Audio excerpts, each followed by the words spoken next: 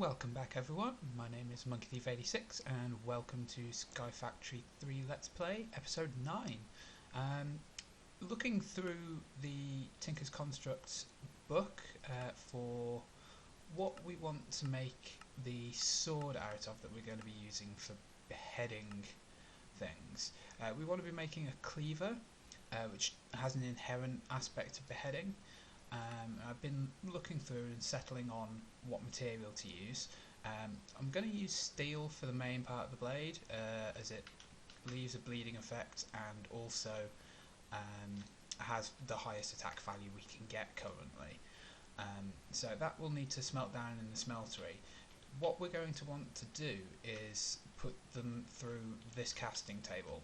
I've gone ahead and made the casts we're going to need for this, specifically the large sword blade cast and the large plate cast, as well as a few other things that will be useful for other tools. And you go ahead and put them on there. This is made using a aluminium brass, so copper and aluminium mixed together in the smeltery. If you aren't using metals, you can just use the wooden casts. To get the shape right, you use just stone tools, as they will get destroyed in the process of making the cast. So here it is, just progressing up. And for the other two parts, because we need two tool rods as well as part of it, I'm going to use paper for the extra part of the tool rod. That gives us an extra modifier, and then bone for the actual handle itself. That's because of the fracture basis. It also has a 1.1 times modifier when used in that way, so we'll get more durability out of the tool. So this will then let us look at killing monsters. What we will do, just while that's processing off, what we'll do is get rid of the sugarcane in there, take these 3 blocks out and just put a half slab across, so I can see the enemy's feet. So things will spawn. They won't be killed automatically because there won't be anything there, and I can then just kill the zombies until I get a zombie head. We've been processing the bags as they come in. We've got one legendary loot bag. Let's go ahead and open that, see if anything good. Manulin, good. Magic bean, I think they're useful, and some overgrowth seeds from Britannia. Still got a magic bean to explore, so we'll find out what they're about soon, I think. Manulin ingots are good, but I need at least one more to be able to make anything useful out of it, so we'll just pop that in here for now along with the other parts. The loot bags are a nice little way of occasionally getting something useful. Hoping for draconic stuff, because if I can get draconic things going, I will happily spend a lot of inferium to get that processing, because we will need so much of that. So here is our cleaver. I'm going to go ahead and name this one Original, I know, and that will have a lot of power to it as well. So 15.76 attack is quite nice. We could up that with quartz. We're quite low on quartz still, so that's not something I'm going to do at this point. What I am going to do is put more beheading on it. Beheading takes ender pearls and obsidian. So we'll go back to our tool bench. Put the sword in there, along with the ender pearls, and so we're now each rank of beheading is 10% chance. So at 30, 40, 50% chance to behead an enemy. We've still got one modifier thanks to the writing, the writable characteristic from the paper. So we'll probably start putting sharpening on that once we start getting more quartz. But for now, that's as far as we go on that. I'll do the grinding the mobs off camera, because that will probably take quite some time to actually get the mobs to spawn. So what we want to carry on with for the rest of this episode is making, no, wrong way around, our refined storage system and getting that going. So to start with, we're going to need somewhere to store the power, and that's going to be done in an Ender.io capacitor bank. Just making a basic one for now. I'm going to want to put this down just over here for the moment, and then solar panels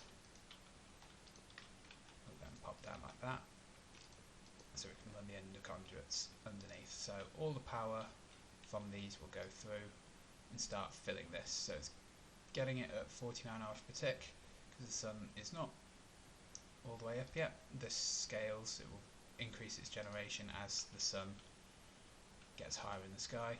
So remember, these won't run at night, so we need to make sure that we're generating enough during the day to counteract the fact that we won't be getting any at night. Of course, we can also sleep through the night when I remember to do so. So the first block we need for our refined storage system is a controller. This is the brains behind the operation. We're also going to need a solderer, as we need to start making parts for it. So I want to line this up there for now, put the solder down, and we'll just need to connect this up to start putting power into here. This has its own internal storage as well, holding 32,000 RS, which is exactly the same as RF, so I will probably be calling it RF. Don't worry, I'm not forgetting things, it's just exactly the same. So this will then hold 1 million as a backup. Currently we're using 3 RF per tick, which is perfectly fine. The more devices you have on this line, the more things it will use, and you only need one of these blocks as long as it's connected to the other blocks, either directly or by cable. You'll only need one, so we can just keep expanding and just periodically checking as to how much it's using. So that then leads to these processor parts that I've gone ahead and prepared already.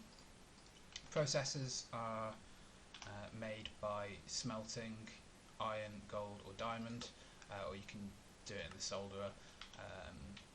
Obviously not having the solderer to begin with, we've just done it in the smeltery, and I know that I'm going to need, how many was it, 2, 4, 6, and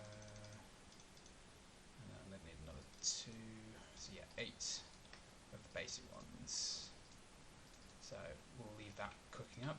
While that's cooking, I need to make some cables. What we're going to do is we're going to put this drawer controller into the floor, put an external storage on top of it, and then put the crafting grid on top of that, so we can just craft from head height. So I'm going to need some glass as well. Let's make the cables. First couple of sets of cables, I've left all the redstone over there because I'm full. So that gives us 24 cables. We won't be having cables the entire time because it's going to look ugly as sin for now, but it's kind of necessary. I'm going to bring this over here. We can make this wireless later. I mean, I've pretty much got the resources to do it now, but it's a lot of crafting steps using the solder, so it's going to be easier to come back and do that slightly later when we've got some speed upgrades in here, or when we've got several solderers and we can just have one after the other doing it and auto crafting the process. That's what we're aiming for today, is getting our first little bit of auto crafting going. So this is about to finish up. I'm going to need 1, 2, 3 gold, 5 gold ones. So let's get that going, and then for the diamond one, so I'll just separate that off for now, put the rest away. So the other thing we've got in here is another type of solar array. This is going to be to give us extra utilities grid power. This little different in the case of it doesn't need to be hooked up to anything. It just generates grid power. Grid power is used by various extra utilities machines. Sometimes when you look at a machine, you can see grid power north of 12. So 12 is how much we're generating, and bear in mind with those being solar, so only during daytime, and 0 how much we're using. Upgrades use grid power. So putting upgrades either into the what are they called? The transfer nodes, either speed upgrades or anything like that, that'll start using grid power as well. So we've got those started because we're going to want to start getting more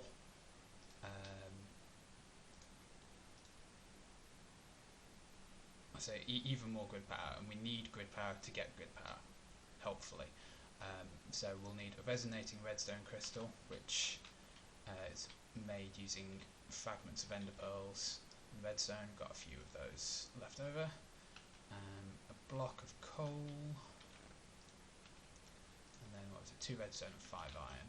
So 1, 2, 3, 4, 5, and 2.